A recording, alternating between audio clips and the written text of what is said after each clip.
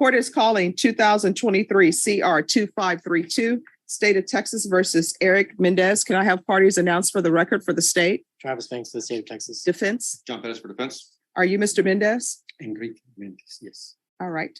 Counsel, have you received all the discovery? I have, Judge. Did you review it with your client? Yes, Judge. Court will find that the state is in compliance with discovery.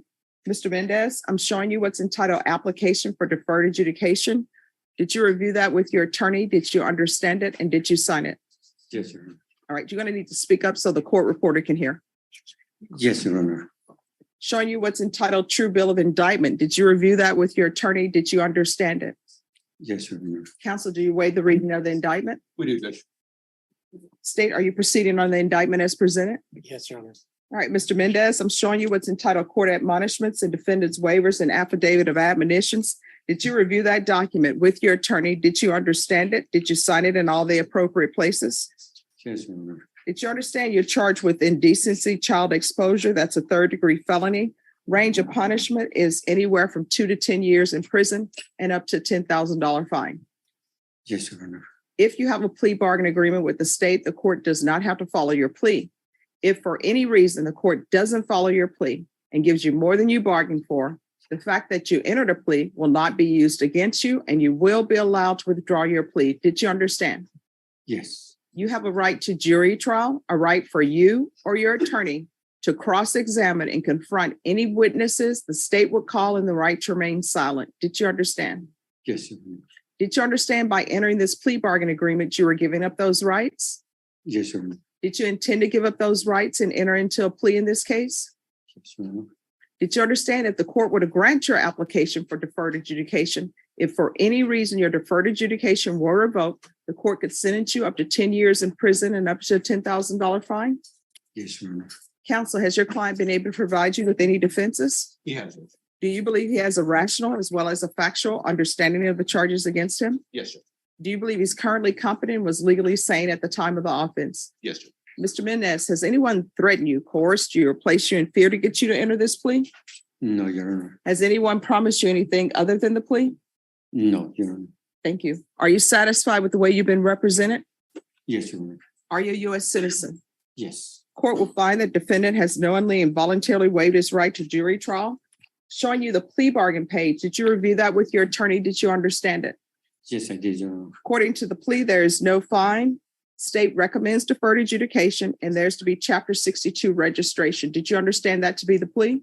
Yes. Yes. Defense? Yes, Judge. State? Yes, Your Honor. Showing you the waiver of appeal paragraph. Did you review that paragraph with your attorney? Did you understand it? Did you sign it in both places? Yes, Your Honor. Did you understand by signing that you're waiving your right to appeal? The only items that can be appealed are written pretrial motions that have been filed, heard, and ruled upon by the court. Did you understand?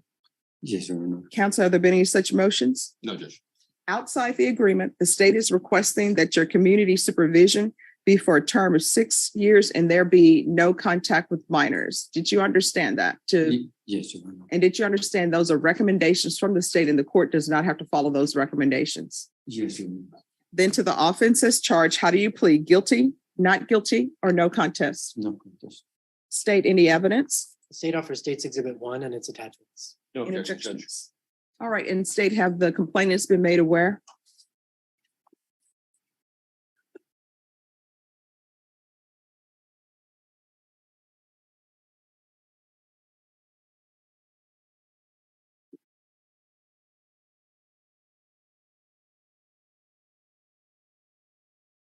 Your Honor, we made attempts, looks like on September 28th, we spoke to the victim's mom. The victim is now 18 years old and she calls back. All right, thank you. Travis, Yes. Mr. Mendez, and you may be excused to confer. Mr. Mendez, I'm showing you what's entitled waiver and consent to stipulation of testimony and stipulations. Did you review that document with your attorney? Did you understand it? Did you sign it in all the appropriate places? Yes, I did. Again, did you understand you have a right to jury trial, a right for you or your attorney to cross-examine and confront any witnesses the state will call, and the right to remain silent? Yes, Your Honor. Did you understand that today that the state will be presenting evidence in the form of witnesses' statements and police reports, but most importantly, there will be no live testimony? Did you understand? Yes, yes, I do. Court will find that defendant has knowingly and voluntarily waived and consented to stipulation of testimony and stipulations. Court will accept into evidence states exhibits 1 and attachments and review the same. All right, after reviewing states exhibits 1 and attachments, the court will find there's sufficient evidence to find you guilty. Court will defer finding of guilt as you've applied for deferred adjudication. Are you proceeding with sentencing? Yes, Judge. Anything you wish to say on behalf of your client? Judge, my client understands what he did. He, after having lengthy conversations about this situation, he is, in his words, shamed himself, his family. Family members have turned their backs on him. He is feeling the full force of the ramifications of his actions. He feels horrible about them. He has learned from this issue and takes full responsibility for it. All right, Mr. Mendez, why are you exposing yourself? Do you know? Sometimes people don't know.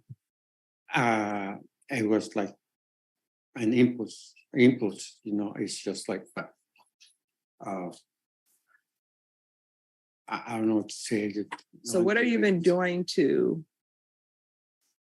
help yourself not engage in this? I've been going to church more often. I've been praying every day. I've been praying the rosary every day. I've been asking God for help, so that I don't do this again, because it's just devastated my whole life. It's just I lost my job, my friends, some family members.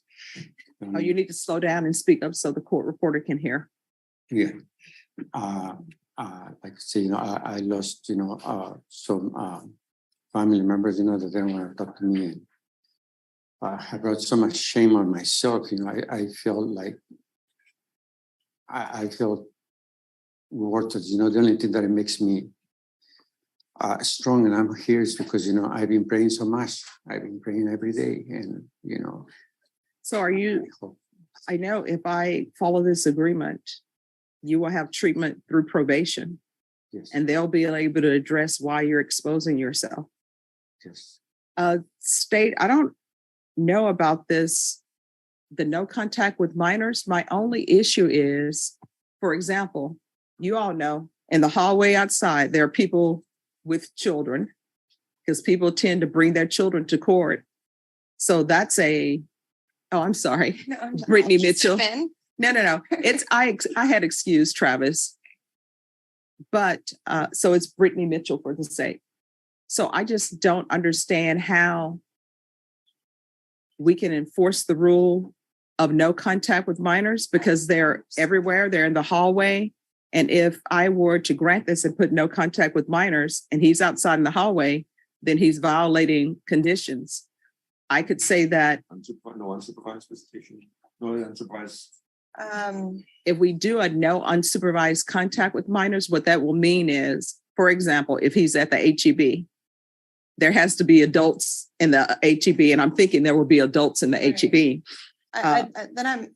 That's fine, Your Honor, We're unsupervised. amicable to that, Judge. All Obviously. right, I will set then, him up for failure. we will do no unsupervised contact with minors, and he's not to attend any establishments whose sole purpose is the attraction of minors. Right. For example, you have the places downtown, the Children's Museum, the Museum. Of course. You're not allowed to do anything of that nature. Okay. But if you're at the HEB, you're at the HEB. People got to have groceries. If you're at the Walmart, you're at the Walmart.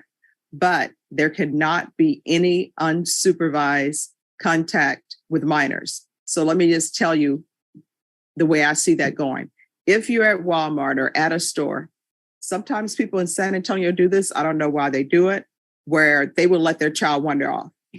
And then I'm at the store so worried about the children, I'm following the child around trying to make sure they get back to their parents. If you see something of that nature, you are to get off that aisle. Do you understand? Yes. So you see a child ran away from their parent, they're on the children's aisle at the toy section. You can tell a salesperson, hey, I just saw a child run around unsupervised, but you are not to go on that aisle. You are not to try to help that child find their parent. Do you understand? Yes, I understand. All right. And state, does that satisfy your request for no contact with minors? It does, Your Honor. All right, thank you. So are you employed? Yes, right now. What do you do? I don't need to know the location, just what do you do? I'm doing window tint. Okay. All right, And in a shop, we work with 6 guys, so everybody's okay. men. All right, this is what I'm going to do. There's going to be a $0 fine, 6 years deferred adjudication, Chapter 62 registration. There's to be no unsupervised contact with minors. The defendant is not allowed to go to any establishment whose sole purpose is to attract children.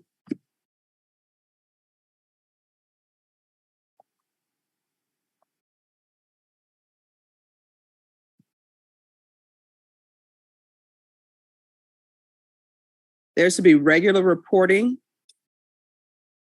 to probation, regular UAs.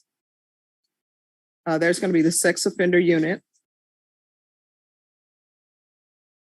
And probation, I'm sure with the sex offender unit, they'll do the field visits. Yes, Your Honor. And so there's no need for me to request field visits. All right. Is there anything else he needs? Probation? No, Your Honor. All right. Is there anything else you need from the court to be successful? I just want to thank you for everything you guys are doing for me, because it's gonna let me continue working, and just providing for my family. And I just want to thank you. Judge, I just want to point this out. My client right now is living in San Antonio. He does have a residence that he does intend on moving to in Natalia, Texas, but he will still keep working. And his intention is to report in San Antonio, and his intention is to still report here in San Antonio. I just want to bring that to the court's attention. All I'm right. not sure if that changes anything because he's living in a different area. You'll need to speak with probation. There probably is going to be an issue with that. So you're going to need to make sure that if you're going to live in Bexar County, you're going to live in Bexar County. If you're not going to live in Bexar County, then your probation will have to be transferred depending on where you are. But probation, if you can let them know he has 2 residences. Yes, Your Honor. All right. And also there's to be proof of employment within 30 days and no employment as a home health care provider or with minors. Yes, 30 days. I'm going to show you what's entitled Trial Court Certification of Defendant's Rights to Appeal. Did you review that with your attorney? Did you understand it? And did you sign it? Yes, thank you. Because this is a plea bargain agreement, because I followed your plea bargain agreement, and because you waive your right to appeal, you do not have the court's permission to appeal. Do you understand? Yes.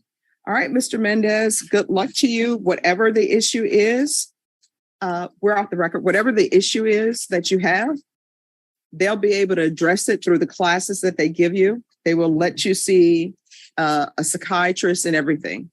And this courtroom communication is key.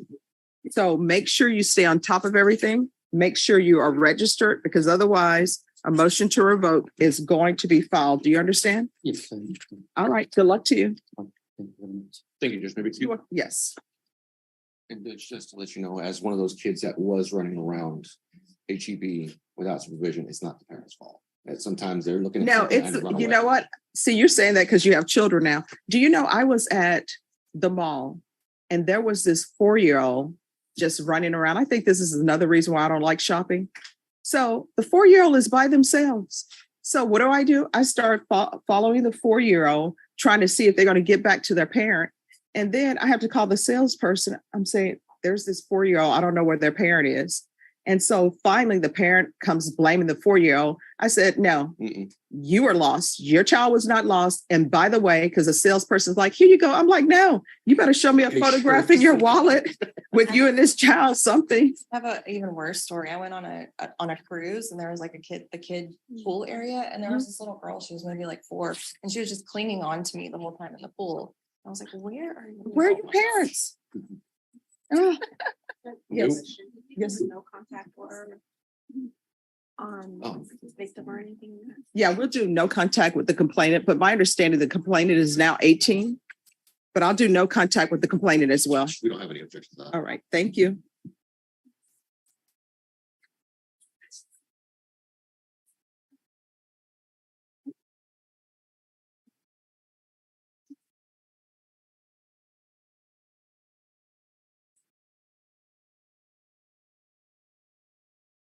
Thank you.